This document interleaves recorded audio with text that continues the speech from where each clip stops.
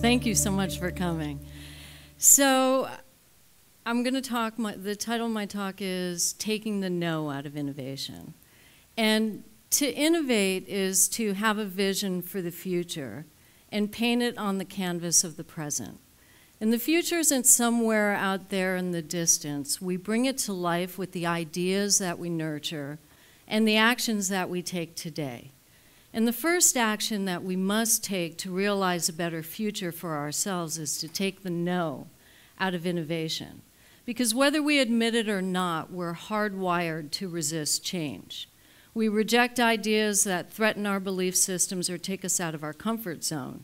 And we do this in our work, and we also do it in our lives. So here's a slightly embarrassing example. When I was 23 and I met my husband, Vic, I almost didn't go out on a date with him because he wasn't my type. Now, my type at the time was moody, broody, emotionally unavailable, and usually toting either a guitar or a paintbrush. Take your pick. And thank God I had a girlfriend who was of sound mind, because she encouraged me to go out on that first date with Vic because she said he was nice. Now, I was kind of punk rock back then, and I still have a little bit in me. And so nice sounded to me like a nickname for the Grim Reaper. But I did go out on that first date, and I got to find out that Vic was really nice. And I almost said no to a wonderful man and an amazing journey together. Now, there's a Wharton study that looked at this propensity that we have to reject new ideas. And what they found was that during uncertain times, people will dismiss creative ideas over more practical ones. And the irony is that during times of uncertainty, that's probably when we need to be embracing new and creative ideas the most. And I'm sure many of us have worked in company cultures where we've seen the politics stop any new initiative that threatens what's already been previously institutionalized. Because we protect what's familiar to us, and we even do it sometimes when those things are obviously outdated. So there's no reason that the music industry couldn't have invented iTunes. But their response to the advent of digital distribution in the digital media age was to lawyer up rather than to evolve their strategies. And I guess there's, a little bit of that history hoarder in all of us. I mean, who among us doesn't know someone who's holding on to a past success rather than evolve into a new arena? Or even worse, that person who's frozen in a past failure and they think that they blew it and they'll never get another chance. And our backgrounds can hold us back, the history of our people and our own personal histories. I started my journey, very challenging childhood. I had a drug addict mother. I had way too much responsibility as a young child. And I had one bad experience happen to me after another. And I took the canvas of my life and I painted a very dark, ugly, painful picture on it. And the miracle happened for me one day when I realized I could take that canvas and I could reprime it to paint a new picture. And those earlier experiences, they don't define who I am today. It's not my life today. But they do become, they add texture and depth to the painting that I'm giving now. And so looking at this propensity to say no to things, we think it takes someone special to be innovative. And yet you'd be amazed at how many inventions were not created by a Da Vinci or a Steve Jobs. You have penicillin, photography, the pacemaker, the rubber tire. These were all accidental discoveries, and yet they've transformed our world. And I'm sure we'll hear this a lot during this conference, but not all inventors are men. Yes, women have created the chocolate chip cookie, but they also created Kevlar. They invented the circular saw. They invented the compiler that takes one computer language and translates it into another. And the list goes on and on. We have an inventor in our audience here, Anne Greenberg, who founded Grace Note. And she's a great example to all of us. So how do you get your ideas out there, though. It really takes courage and it takes persistence to make them come to life. And somebody who I find very inspiring, although I don't agree with his politics, is David Sarnoff. He was a low-level employee at Marconi Wireless and Telegraph Company. And he demonstrated the concept for broadcasting music in 1915.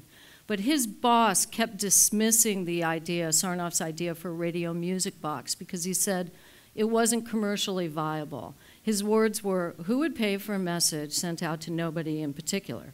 So thank God this guy wasn't around to greenlight Twitter. And, and I think he really would have lost his mind on Snapchat. But Sarnoff, to his credit, he never gave up, and he became a driving force in the delivery of commercial radio, and then started the concept of network television and drove broadcast television as well. And I've heard that same kind of sentiment on a much smaller scale at every cool job I've ever had. In the 90s, when I started working in e-commerce, I heard, why would anyone buy something they can't try on or hold in their hands? And when we started Jammed Out, one of the first mobile games companies in the United States, we heard repeatedly, who'd want to play a game on their cell phone? You know, my mom plays games on her cell phone. I'm sure somebody in the audience is playing Candy Crush right now. And then when I joined Machinima, I heard over and over, why would someone want to watch someone else play a video game? And it's quite astonishing, but there are about 100 million people a month who want to do just that. So how do we create an environment that will foster innovation? It really comes down to being more comfortable with uncertainty. And the first step is to be curious, at least I believe, because the only reason I ended up at so many cool companies really was because I had an intense curiosity. I wanted to know who would play a game on their mobile phone. I didn't dismiss that question. I wanted to find out what the answer was. And I think that that curiosity gets you on the path to innovation and allows you to recognize what's innovative. And the second thing that I've personally found very helpful, and I talk about it a lot, is to arm yourself with data. If you just commit to doing a small test and getting that feedback, it really it eliminates a lot of that organ rejection that can happen against new ideas. And it also helps the people holding the purse strings to feel more comfortable.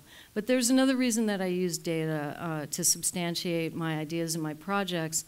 I've found that being a female in business, I get the added bonus prize of having my leadership questioned just a little bit more than my male colleagues.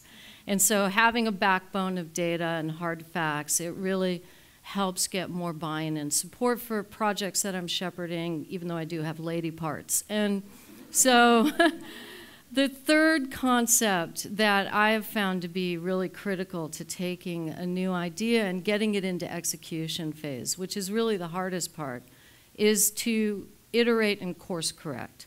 So if you get your test up and you start to get feedback and you start responding to that feedback and let the data drive your next decision, it really mitigates a lot of the risk and anxiety, the fear of failure that can happen around a project. And you'll find sometimes your idea is not as great as you thought it was, and you can get in and out very quickly without wasting a lot of time and money. But more often you'll find this process of iteration will lead you to a better idea. And if you think about it, Botox was invented to fix crossed eyes.